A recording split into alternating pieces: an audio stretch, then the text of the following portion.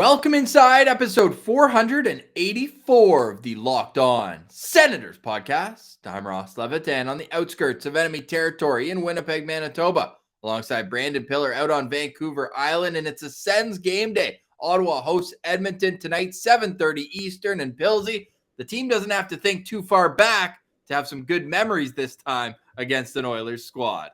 Absolutely, but there is a new addition to this Oilers squad that already scored in his debut, and that's Evander Kane, so that'll be interesting to see how that changes things. And Ross, we got some prospect updates to get to as well, some important Sens prospects with some big news, good and bad.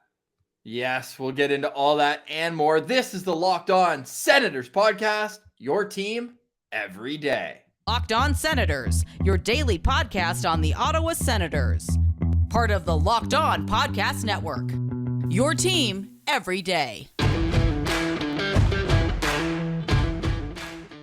Today is Monday, January 31st, and Pilsy, as we're recording here on Monday morning, Jake Sanderson is on a plane to Beijing. He's heading to the Olympics. Jake Sanderson, the Olympian. And hey, Ross, what a way to be sent off from UND. I mean, we talked about it. That 4-game losing skid was not good, and they needed Jake Sanderson to pop off in a big way before he left.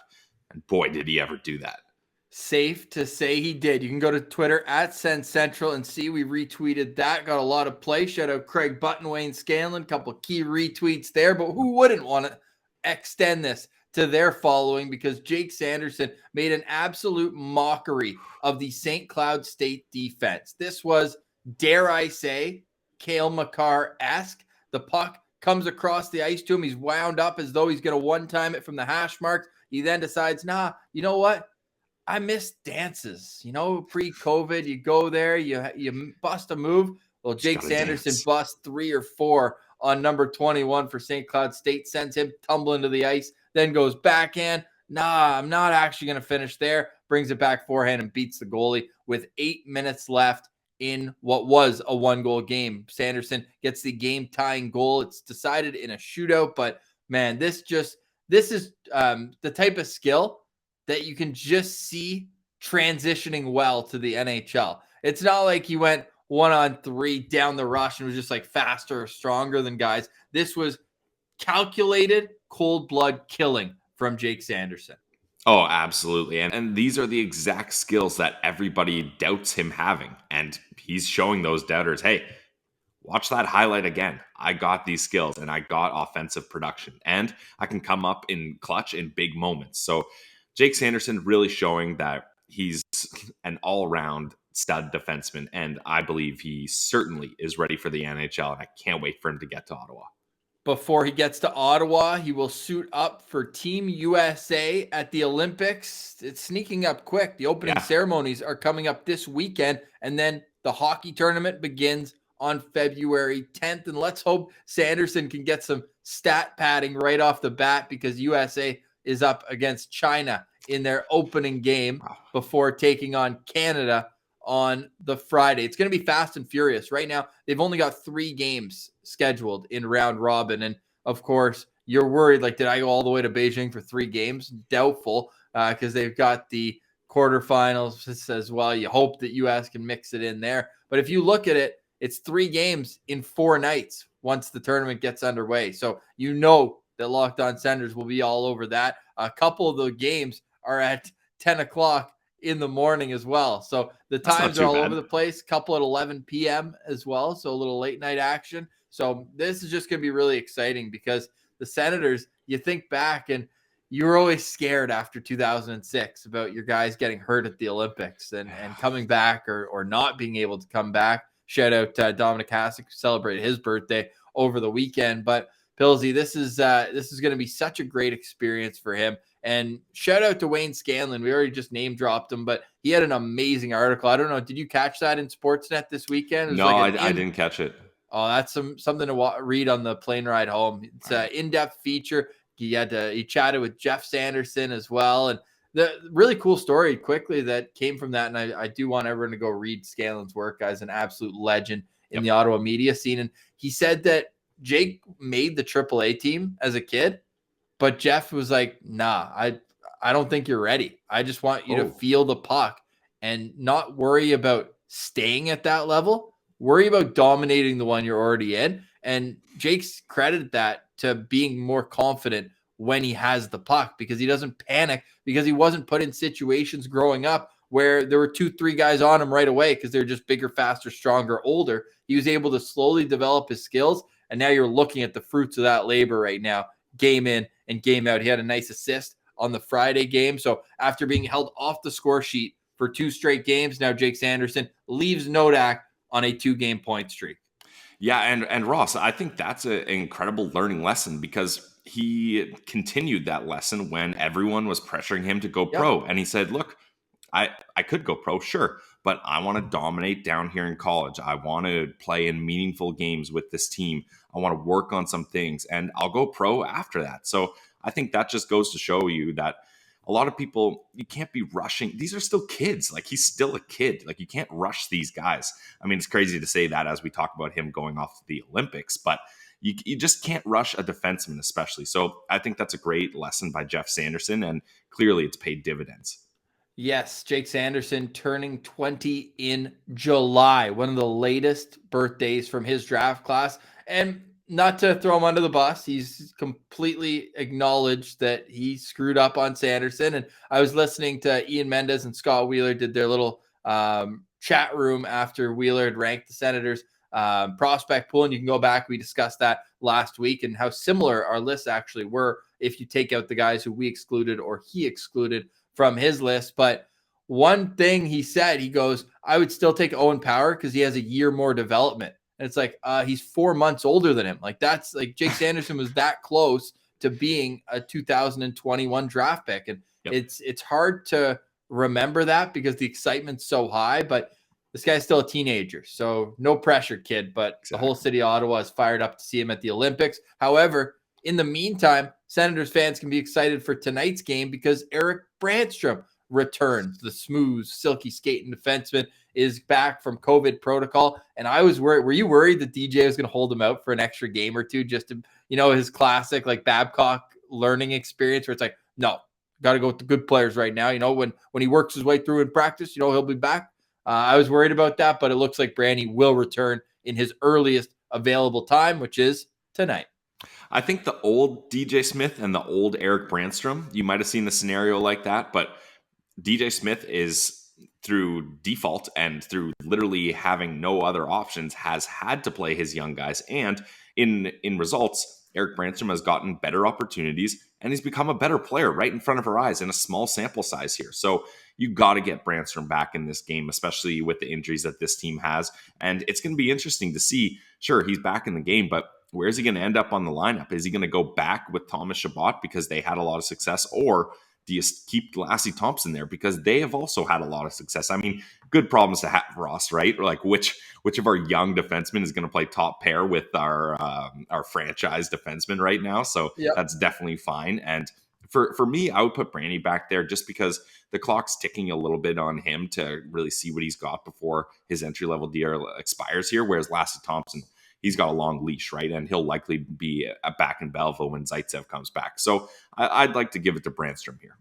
Well, we're still waiting for Lassie Thompson to be called up on his daily recall from the taxi squad here, as it's an Ottawa Senators game day. We'll get into the lines at practice yesterday. It was a maintenance day for Brady Tkachuk, so the lines do look like they've taken a hit, but when you lose your entire top line, 2/3 of your second line from opening night, clearly you're going to run into some depth issues. So we'll touch on the line combinations both for Ottawa and for the Edmonton Oilers. We'll have a full preview of tonight's game with our locked on players, our lookout players, some keys to a Senators victory. And right on the other side of this break, we'll tell you how other Sens prospects fared. We touched on Jake Sanderson, but there were more in action. Of course, when Sanderson plays, so does Tyler Kleven with Nodak Sens. And Tyler Boucher made his 67s debut. But Pillsy, first, we got a word from our friends at Built Bar. Yep. I mean, hey, guys, I've been traveling on vacation here, and the best way to keep myself fueled when I'm snowboarding, surfing, going for hikes is Built Bar. I love it. It's the protein bar that tastes like a candy bar. They have so many different amazing flavors, and my favorite part about it is the texture. They're soft. They're easy to chew. You don't have to eat a protein bar with a fork and knife like some of the other ones. And if you love chocolate, every single bar is covered in 100% chocolate. And they're always coming out with great new flavors. I mentioned it's the protein bar that tastes like a candy bar. You got to try it out for yourself. And the way to try it out for yourself is head to built.com today. And since you're a loyal listener of the Locked On Senators podcast, you know we're going to hook you up with the promo code. So put in LOCK15 for 15% off your next order. And when you're looking at your next order, you got to try their new flavor. I mentioned every bar covered in chocolate. Well, that doesn't exclude white chocolate, because I'm fired up about this new flavor, Ross. White chocolate cookies and cream. That is going to be amazing. And you can try it too.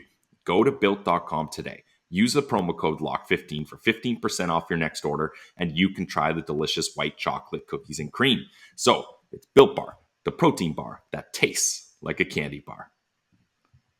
All right, Pillsy. So the Ottawa Senators back in action. I guess we should probably touch on the game Saturday as well, although it was 9:30 a.m. Saturday for you on the Pacific side. So it's been a while since the Senators did play. And of course, we have our postcast available after each and every Ottawa Senators game, including after tonight's game. So you can join us tonight on our YouTube channel, Locked On Senators, for the postcast after tonight's game. Hopefully, we're talking about a win. You can do that on our YouTube channel. Please subscribe and you'll get a little notification. You'll know when we're up and running, typically about 10 minutes after the final buzzer. And if you're still thinking, is the postcast really working? Yeah, Sens have 9 wins, 6 losses, and 3 overtime losses. So if you're counting at home, that's points in 12 out of 18 games since the postcast was introduced. But Tyler Boucher was introduced to the OHL, and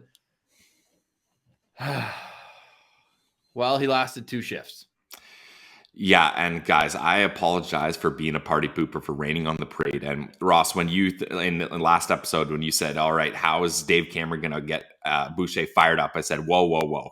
Let's not talk about getting fired up. Let's not talk about going out there and throwing big hits. Let's just get on the ice and see how it goes." And this is exactly what I was worried about. Tyler Boucher hadn't played hockey in over a month. He hadn't even been fully practicing in weeks. Like he just, to go to a new country, a new team, and a new league is such an incredible adjustment that takes time. And I think everyone was frustrated that it was taking so much time, but now you're seeing why, because maybe he wasn't quite ready. And I'm not saying that they irresponsibly put him in the game or anything like that. No, not at all. But it's just, for a guy like that coming back from COVID, not playing for a while, it's going to be an adjustment. And it's so crappy to see that he doesn't even get a full period in, and injury like that happens. Now, have we had an update on his injury there, Ross, or we're not sure? I mean, obviously it's a shoulder injury. He tries throwing a hit and kind of gets a good reverse check that he wasn't ready for, and he labors off the ice after that one. 3 minutes ago, Dave Cameron tells TSN 1200, our boy Graham Creech, that Tyler Boucher's injury is week to week, but, quote, it's not as bad as we initially thought. So, a little positive. Good timing on that, Pillsy. 3 minutes ago, breaking news. Let's go. Yeah, wow. Okay, here we go. So, week to week definitely is tough, and Senators fans, I think we are all shoulder injury experts at this point. Seemingly every single player on this team is getting a shoulder injury. But Tyler Boucher, at least it sounds like he will end up coming back this season, getting some games in. So that's a positive there. Yes, it is. So we're wishing the best for Tyler Boucher to get back and healthy. I am worried based on, a knee injury. These are going to happen sometimes to NHL or OHL or minor hockey, whatever it is. When you're playing high physical contact sports, injuries are going to happen, but especially with the rambunctious style that Boucher likes to play, that's the thing. Fact that he's already dealing with multiple injuries over the last 2 years scares me. I'm not going to lie. Yeah, and I mean it should, and it's no, we're not trying to knock on the guy. It's just a simple fact, right? Like someone that plays a rough game like that to already be behind the gate, and you got 2 serious injuries that you're looking at. That's tough. And the injury, and who knows what his injury was before that held him out from that. Was it a re-aggravation of that, kind of like Pinto did? Because when I saw him going for that hit, I was like, oh my God, he's got him in the train tracks behind the net. Like that looked like Chris Neal going on Victor Hedman. You remember that hit where 6'6" rookie Victor Hedman. That's worth a YouTube if anyone's at home listening. Chris Neal absolutely pummeling Victor Hedman behind the net. But it was similar to that, except I don't think he realized how strong this kid was or whatnot, because he bounced off him like he was going to try to hit the Michelin Man. He just like absolutely flew. So that's unfortunate when your number one attribute is hitting and then you throw a hit. Not only do you get hurt, but the other guy kind of looks at you like he swatted a fly, which was tough to see. Definitely no tough question. to see. Yeah, but it wasn't tough to see. Are you ready? Should we? I mean, I don't want to rip on the guy. I feel bad. Like, it's a tough situation making your OHL debut on the road. And I don't know if he was 100% healthy going into it, but it certainly didn't look good from my one-day pass. And shout out Leevi Meriläinen for hitting the password on that. But that's tough. We got that for two shifts. Yeah, well, hey, now you get to see a lot of Leevi Meriläinen, Ben Roger, and Chandler Romeo. So you still got some Sens prospects to follow along with. Even better, Pillsy. It's a CHL game pass. Oh, Carson Latimer, let's go. Yes. Zach Ostapchuk, let's go. Are you saving the best for last? Because the Ridley Greig with a Gordie Howe hat trick in a 3-0 win for the Brandon Wheat Kings. We're still trying to hunt down some video of his tilt, but the goal was nice. Just a classic deflection right out front of the net. Shout out at Sens Prospects who had the video of that. This kid is just unbelievable now. He's up to 19 goals and 19 assists in 25 games.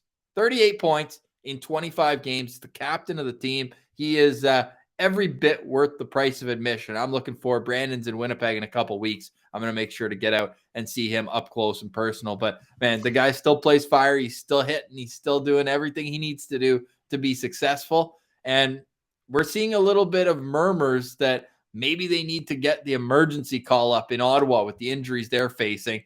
I'm against it. I think that leave him there. He'll be up at the end of the year when his season's over. Where do you stand on that if you're the Ottawa Senators? I mean, I think you know where I'm going to go here. Pillsy preaching patience. But look, let him stay in the WHL. I think right now there's a lot of guys on this team that deserve opportunities and deserve looks. Like Mark Kaslick, that was great to see him get his NHL debut up against the Ducks. He and Lassie Thompson breaking moves back from the taxi squad. NHL salaries today, baby. We're nice. Eating. Yeah, we're going out for dinner tonight. That's for sure. But yeah, that's what I mean. Like, I don't think Greig really, it's not like an emergency. Like, if the Sens were possibly looking at a playoff push here, then sure.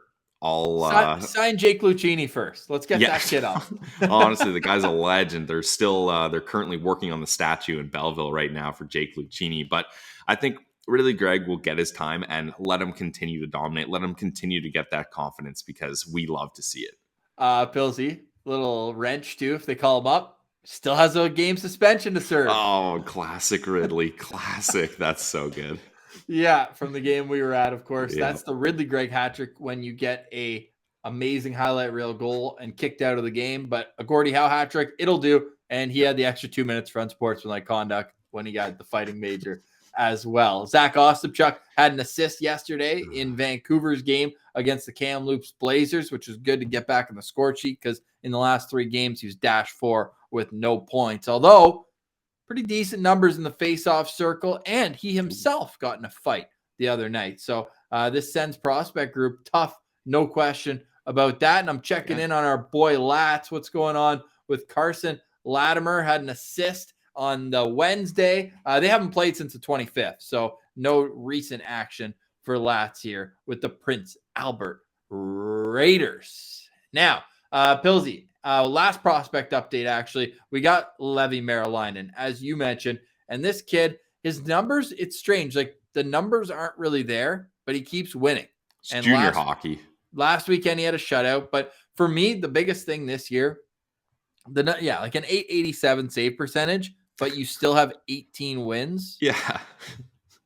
I don't know how that works. I guess Kingston's a pretty high-scoring team, but 30 games is what really catches my attention. That's already the most he's ever played in a year, and there's still 2 months of the season left. So just ride him as long and hard as you can and get him as much action, and then you just go from there, see how he is next year. I'm assuming he'll stay in the OHL next year too.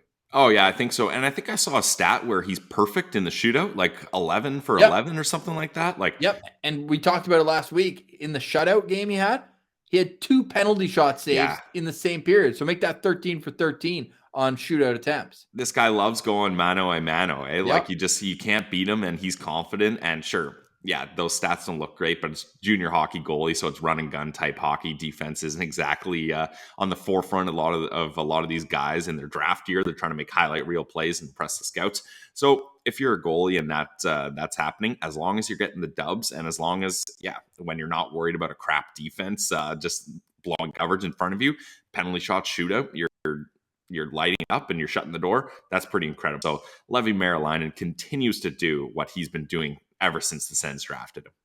And we already discussed Jake Sanderson, but the North Dakota Fighting Sens had a great weekend. 2 wins against St. Cloud State. Did you see the hit that Tyler Kleven threw on Friday? Yeah, that was an absolute train. The K train was on the tracks there. Yep. And the kid, when he looked like he was doing his best windmill impression because he was spinning around like a top. And he has a few hits like that, where he must get the guy so hard that the torque just flies. It's insane to watch. Did he get a penalty on that one too? He got 2 minutes for interference, but the puck was right. I thought he timed that perfectly. That's just college hockey being like, that was a dangerous hit. We have to penalize you. Tyler Kleven is a dangerous player. So, whatever. All right. So, that's the prospect roundup. Now, we've got a preview of tonight's game against the Edmonton Oilers. All right, Pilsy. So, the Ottawa Senators come in to action against the Edmonton Oilers, reeling with injuries as we're still waiting an update on Josh Norris. What do you think that's about? Them trying to avoid surgery or just letting the inflammation go down? I mean, Pilsy's not a doctor, but at some point we got to speculate because Josh Norris was hurt on Thursday. And now it's Monday. How much time do you need to diagnose an injury here?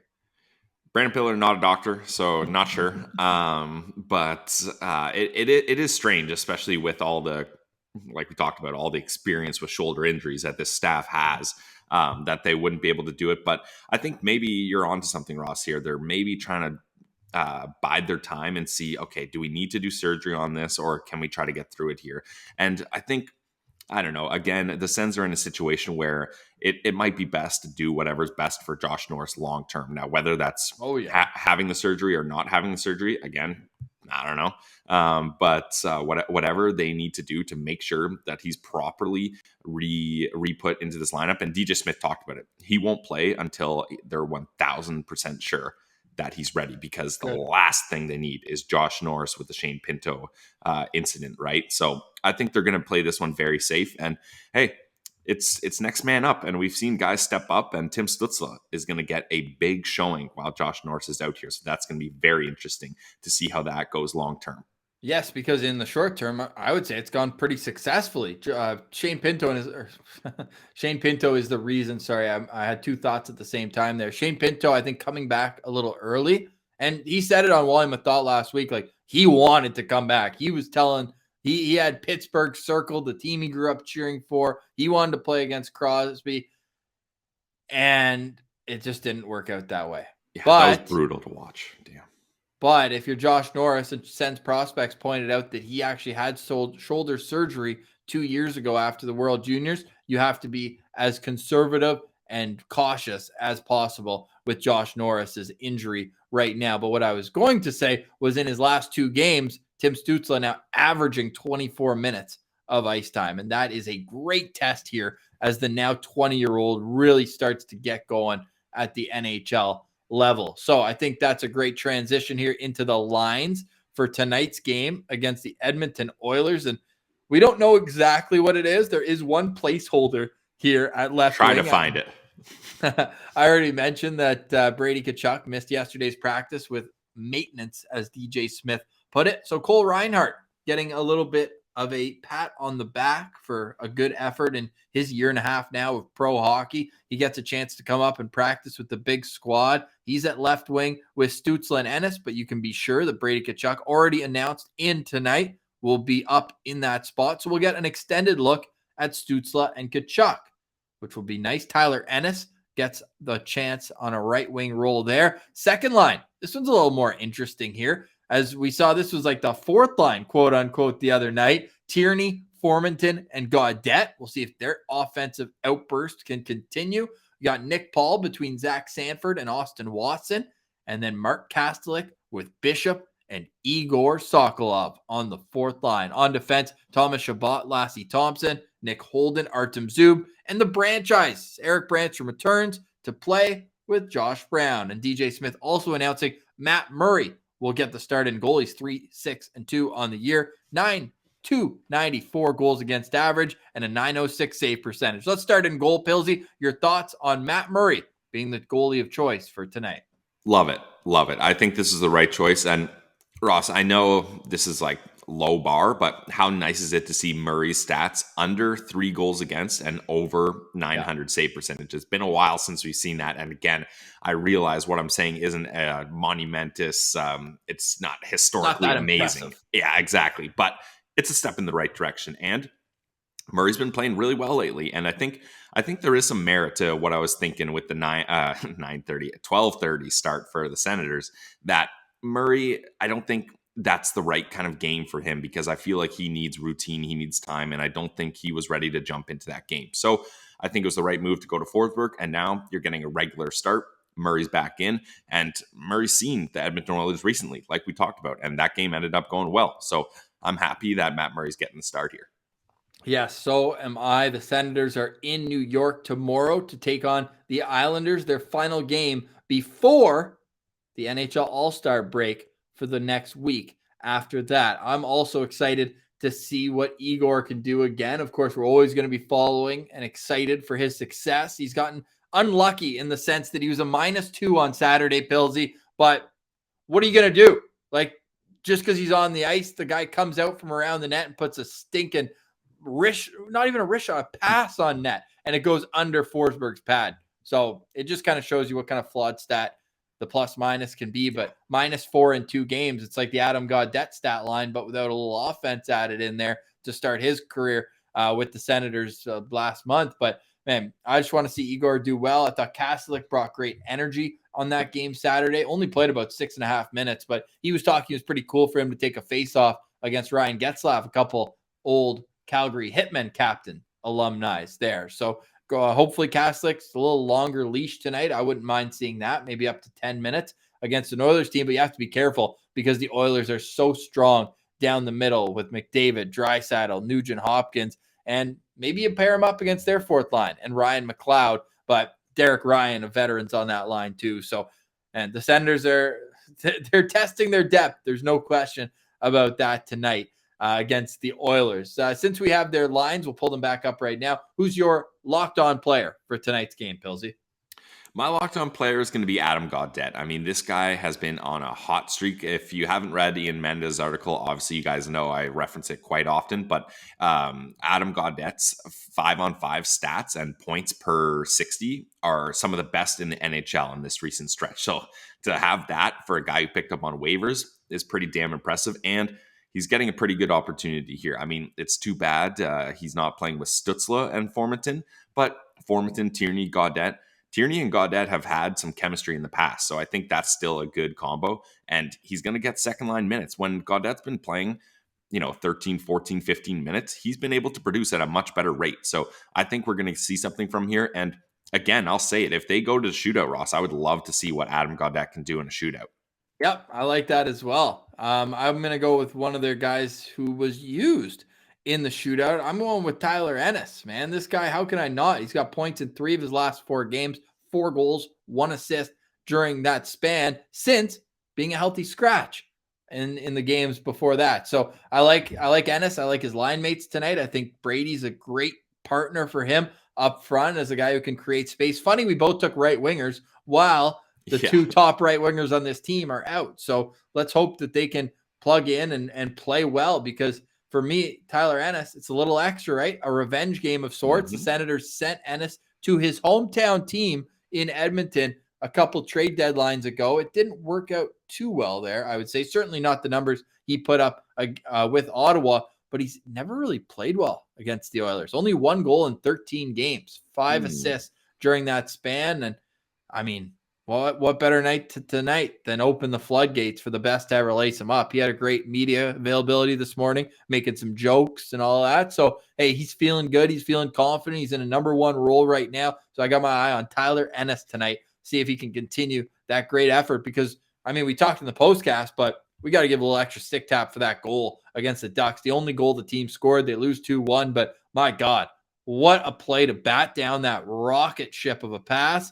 And then spin, fire, score against Jamie Drysdale, the defender on that play too. Yeah, that was an incredible play by Tyler Ennis there. And Ross, just quickly on a side note, speaking about telling jokes in the media, how great was that Colin White presser? I mean, oh my God. No wonder the boys love Whitey. Like he's just such a funny guy, self-deprecating, has no problem being the butt end of a joke. And no filter. No filter either. Yeah, that's for sure. Like a little bit too much information for some of us, but that was definitely a good press conference, and it was just nice to get Whitey kind of back in the mix here. Yeah. So, and we talked about all the injuries on right wing. This is a great time for Colin White to show what he can do on the wing, and hey, we got a lot of injuries at center too. So whether he's playing on the wing or at center, he's going to get an opportunity here, and it's crucial for him. Before I get off on that tangent, it's going to be crucial for him here. It's going to be. You cannot understate how important the end of Colin White's season will be, and boy, do they ever need him. My favorite part of that. So if you're just catching up on it, Ian Mendez asked him what the most difficult real life things to do were, and he said finishing up in the bathroom is high on that list. But it was funny because he danced around saying that, and then he went back to it, said it, and then looked shocked that it came out of his mouth. Yeah, he did the look over to the PR manager 4 times, like should I go there? Should I do it? And then of course, he says it, and that was a long press conference too. And just what a good guy, what an absolute beauty. So Colin White not back in the lineup just yet, as we'll quickly update the Sens injury list. Colin White looking like, I think probably February. I mean, he sounded pretty confident that the next step is getting contact, and once he feels good, then you can get this guy back in the lineup. He deserves it. Nothing makes me more angry or upset or feel for a player than when they get hurt in preseason or training camp like Angus Crookshank did, because you just never have a chance. You train all offseason so hard to get a chance to play, and then before the games even matter, you're out long term. And let's just hope both those guys can come back and feel good about their game going into the offseason. Same can be said for Shane Pinto, who's out very long-term as well. Whereas Dylan Gambrell still day-to-day. I would expect Gambrell, Zaitsev, and Brown to be guys who come back right after the All-Star break. Does that seem about fair? They've got a game tomorrow, and then they're off for a full week. Yeah, I would say absolutely. That's kind of the expectation here. And I mean, Brown's already been skating in practice. I think Zaitsev has too, right? So these guys are very close to coming back. It's just no sense rushing them when you've got a back-to-back here and then a long break. Leave them for the back-to-back, give them that break, and come back stronger. All right. Well, that break doesn't start for the team just yet. Tonight, it's the Edmonton Oilers. And if you're watching on YouTube, I pulled up their lineup on here. And if you're just listening, we'll run through it quickly. It's Connor McDavid in between Evander Kane and Kyler Yamamoto. On the second line, it's Leon Draisaitl with Warren Foegele and Jesse Puljujarvi. Third line, this one, geez, it's a expensive third line. Ryan Nugent-Hopkins with Zach Hyman and Zach Kassian. I almost said Matt Kassian. Shout out that 2013 playoff series. Zach Kassian at right wing. And then the fourth line, Ryan McLeod, Nick Shore, and Derek Ryan. On defense, Nurse and Bouchard, Duncan Keith and Cody Ceci, and then William Lagesson and Chris Russell. No goalie announced. It will either be Mikko Koskinen or Skinner because there is an injury to Mike Smith, so he is unavailable for tonight's game. Now, you don't have to go back too far, Pilsy. Just 2 weeks ago, the Ottawa Senators went to Edmonton, took a 2-goal deficit into the third period, and emerged victorious. Now, that's got to be fresher on the Senators' minds than a year ago today when the Edmonton Oilers beat Ottawa 8-5, and Matt Murray was pulled after allowing 3 goals on 9 shots. However, let's focus on the game from 2 weeks ago. How did the Senators, in your opinion, switch the momentum of that game? Was that more what Biz told us on Locked On Senators or what we believe, and that's that Ottawa won that game versus the Oilers losing it? Yeah, absolutely. Ottawa won that game versus the Oilers losing it. And I'm looking at the game sheet right now, Ross. 1, 2, 3, 4, 5 third period goals. Like, Yep. That was an incredible, whatever happened in the middle of the second and third period, whatever DJ Smith said, he's got to keep that one in his back pocket because that was an absolutely incredible comeback. And up against a team that, they got up 3-1 and they're like, okay, like we're not spiraling out of control anymore. We're beating the Ottawa Senators. No, nice try. It's there's still 20 minutes of hockey left and the Sens popped 5 goals on them. Unbelievable. I love that. And hopefully that can continue tonight. But the Oilers are feeling better about themselves versus what they were when they were playing Ottawa. They had only had 2 wins in 14 games. But since that game against Ottawa, things got worse before they got better because they lost to Florida at home ice 6-0 the next game. But since then, Pilsy, they got 4 straight wins. Yep, and 2 of them against division rivals in the Canucks and Flames, but also 1 OT and 1 shootout, so they just squeaked a couple, and then, they obviously beat up on the Montreal Canadiens 7-2.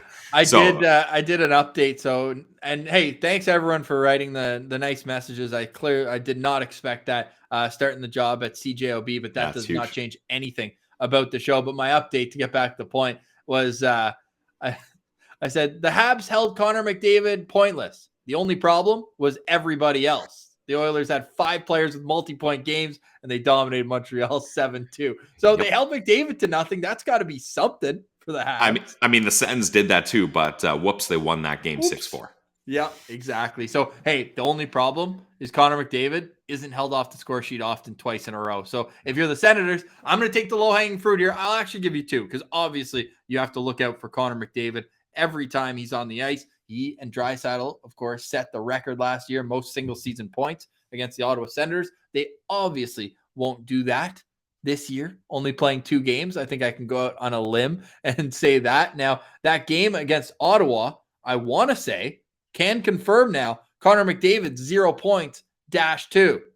So, how did Ottawa do it? Maybe having Josh Norris would have helped. Now, the Senators even more thin. Who do you match up against Connor McDavid? Because I'm looking down Ottawa's lineup, like not really a great option.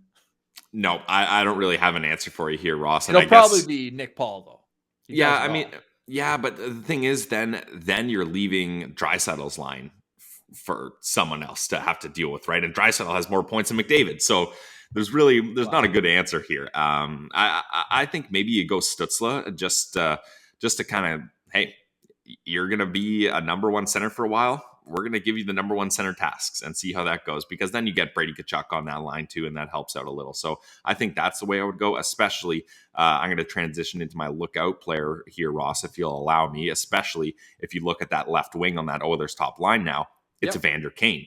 So he's going to be my lookout player because I want Brady Tkachuk on him. I feel like that's the best kind of power forward versus power forward match. And you mentioned it. Everybody seemed to score against the Habs when the Oilers played them. Evander Kane got his first goal right away. He opened the scoring for the Oilers in his debut. So anytime you get a guy playing on a line with McDavid, you're probably going to have success. And say what you want about Evander Kane off the ice, and we don't need to get into that. But on the ice, he's an incredible player. And on the ice, he's actually one of my more favorite players to watch because he plays the game as a power forward with such good strength and tenacity, but also he's a 25-30 goal scorer every single season. And for the Oilers to pick this guy up for basically nothing was an incredible addition for them. Again, not counting the off-ice stuff. Yeah, the off-ice stuff could come back to bite them, but on the ice, he's showing that he's going to reward them. I didn't realize he was such a prick since going to San Jose, especially. Did you know in the 2018-2019 season, the year that San Jose went to the playoffs or the conference final, game 6 against St. Louis, Evander Kane had 153 penalty minutes in 75 games. Whoa. Those are like pretty much Chris Neil numbers, and I bring Chris Neil up because if you are on the computer right now, pull up another tab and type in Evander Kane, Chris Neil, because this is all the way back from when he was with was it with the Thrashers? Or no, it was the first year the Jets had a team. They just moved from Atlanta. And Evander Kane gave Erik Karlsson a couple extra shots, almost like Brian Boyle did in the playoffs. Now, this is a Senators team that certainly didn't allow any of that. Chris Neil off the next face-off doesn't even look at the puck. It's like a scramble draw. Kane's digging. There's no puck there. He runs right through him. It's an awesome clip. So go to YouTube, type in Kane, Chris Neil. And on the flip side of that, an Evander Kane moment where he doesn't get lit up but lights someone up, go back, and this is when he was with the Thrashers, and he one-punches Matt Cook in the face and knocks him out. I could watch that over and over and over and over and over again because I don't think there's a single person to ever play hockey that I despise more than Matt Cook. I mean, even Mitch Marner, I don't despise that much. Matt Cook is much worse. So to see, oh man, that's Neil Dogs. That's scary seeing Chris Neil like that. But yeah, Kane does get the better of Matt Cook. But as you can see, if you're watching on YouTube, he did not get the best of Chris Neil. No, who does? Hardly anyone. That. Yeah. So hey, shout out Chris Neil, and it was awesome hearing him on TSN 1200 discussing that Buffalo Sabres incident. We already touched on that, and happy trails to Deli Boy, who is placed on waivers. Shia, bye. Don't let the door hit you on the way to Rochester. Hopefully, man. If I'm an organization, this trickles down the AHL. Next time Belleville plays Rochester, it shouldn't be an easy night for him down there either. Scott Sabrin, hopefully he's back. Yeah, his finger, man, I can't get over how bad that looked. Nice. So with that said, another thing I want to hit on with the Oilers here is that second D pair. And what did you compare it to, having Duncan Keith as Cody Cece's partner? This just reminds me so much, Ross, of Dion Phaneuf and Cody Cece. And as Sens fans know, like the eye test and analytics don't often match, but the eye test and analytics were very clear that Dion Phaneuf and Cody Cece were among the worst defense pair to play in the entire league when they were together. And look, I'm not trying to dunk on Duncan Keith.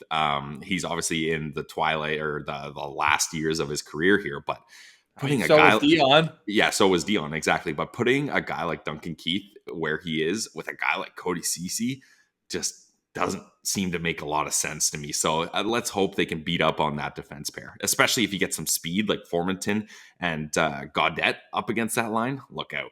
That's what the Senators have to do to win, which brings me to my key to victory, and that is forecheck this D-core hard. That top pair, sure, I'll give him credit. I mean, Evan Bouchard, I think all accounts out of Edmonton are saying he's come in a lot stronger and a lot more mature than maybe he was last year. Leads the team defense in points. He's doing well. There you go. So him and Nurse, like, that's respectable. Darnell Nurse always plays good hockey against the Ottawa Senators. Scores so many goals. It's insane. Yeah, he was your lookout player last time when they were in Edmonton. Now, I don't think he got in the score sheet in that game. Not many guys did. Actually, he scored a goal in that game. Oh, yeah, he did. Yeah, he scored a goal in that game. Shocker. Yep. So after that top pair, though, the Sens need to take advantage. And maybe that means the Sens need more bottom six scoring. I can't really pinpoint exactly what needs to happen against the bottom four Oilers D, but when they're on the ice, Ottawa needs to be forechecking a little extra hard, try to cause turnovers and get some quick strike offense in that zone while those guys are out on the ice, because they are clearly lagging behind. And not to mention William Lagesson like that, but then in goal too, like they're just having questionable defensive efforts, defensive goaltending. And even on this stretch here where they've won a few games in a row, you're still looking at it and you're saying, oh, like you're still allowing 3 goals a game here. You're just getting the offense that everyone knows the Oilers have. So jump on that bottom four if you're looking at the back end of the Oilers, and everything else just throw on net. Just try to squeak some rebounds out there and crash the crease, and let's get a greasy win here. If the Sens win, I think they're going to keep it low scoring. I'm going to say 4-2 the final score if the Sens win, and if they lose, I'll go with the same score in Edmonton, but flip 6-4 Edmonton if the Sens lose today. All right. So the Sens are scoring 4 is what I'm saying. They're either going to win or lose. Hey, I don't mind seeing 4 Sens goals. That's for sure. Now for my key to the game here, I'm going to take the low-hanging fruit, Ross, and that's you got to stay disciplined because this is an incredible power play. Only the Toronto Maple Leafs are better, and the Oilers are at a 28.6%.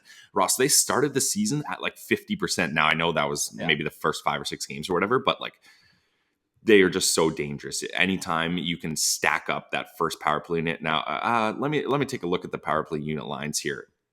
That first power play unit is Puljujarvi, Nugent Hopkins, Draisaitl, McDavid, and Evan Bouchard. Like, that's a lot to handle. Decent. And especially with the Senators, with a lot of their shorthanded unit injured. No Zaitsev, no Connor Brown, no Dylan Gambrell. Like, there's a lot of missing pieces from there. So for a power play to be clicking at that point, yes, I agree with you, Ross. Let's get a greasy win here. But you got to keep it in between the lines here, because you can't get greasy and take undisciplined penalties and have that power play hopping on the ice often. You're not going to win games like that.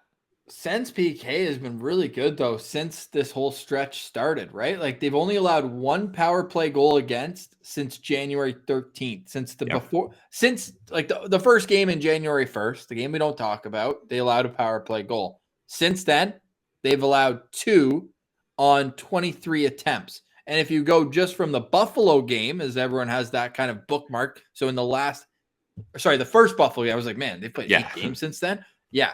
So in the last 8 games, they're 18 for 19 on the penalty kill.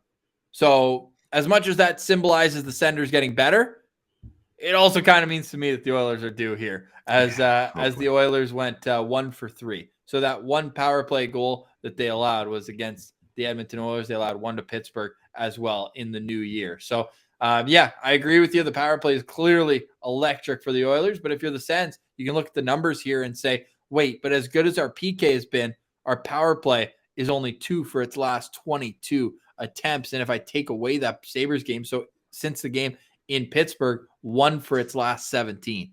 So the power play needs to find a way to go, especially looking at the loss against Carolina. You go 0 for 2, you lose in a shootout. And the game against Columbus, you still win 2-1, but you go 0 for 3 on the power play. And then, these 0 for games in 1-goal losses, 0 for 3 against the Ducks.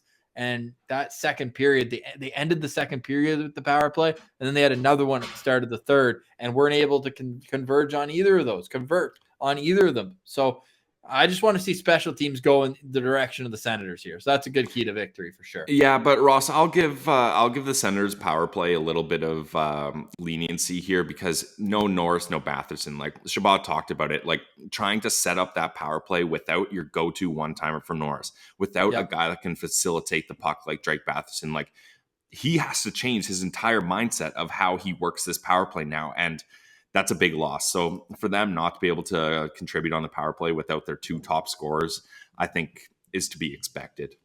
And Connor Brown runs the second unit as well on the half wall. Maybe not runs it, but he's on the second power play unit on the half wall position as well. So clearly there are injuries, but that happens to every team. There's no excuses here for the Ottawa Senators in a back-to-back, which I'm excited about. It's been like that last weekend back-to-back was kind of weird, 2 afternoon games. So now it's a classic back-to-back, 7:30 p.m. tonight, 7 o'clock tomorrow Eastern time in New York against an Islanders team that beat them December 2nd. We'll have a full preview of that coming up on tomorrow's Locked On Senators. A reminder, you can find Locked On Senators wherever you download your podcasts, as well as on YouTube, where we'd appreciate if you don't mind subscribing, liking the videos, hitting them with the thumbs up. It does go a long way for us. And also a reminder, you can find us in the postcast tonight, right after the game against the Oilers. Pilsy, I gave you my prediction. Let's get out with one from you.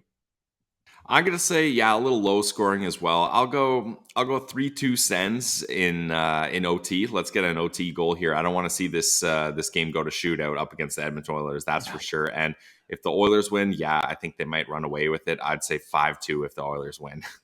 All right, we'll find out in just a matter of hours. Thanks, everyone, for listening to the show today. We really do appreciate 484 episodes. Insane, man. For Brandon Piller, I'm Ross Levitan. This has been the Locked On Senators podcast, your team every day.